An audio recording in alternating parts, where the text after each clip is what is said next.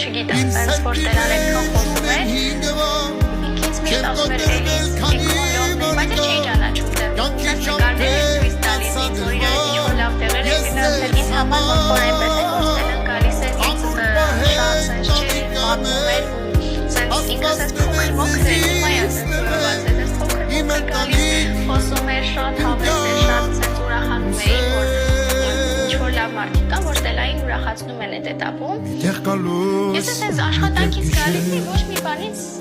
տեղյակ չէի, այսպես ասած, ու Ստելան միշտ խոսում էր իրենց մասին։ Ձեզ եմ հիշել, ձեզ սիրում եմ կյանքից շատ, ապրեք խաղաղ սերտով շիտակ,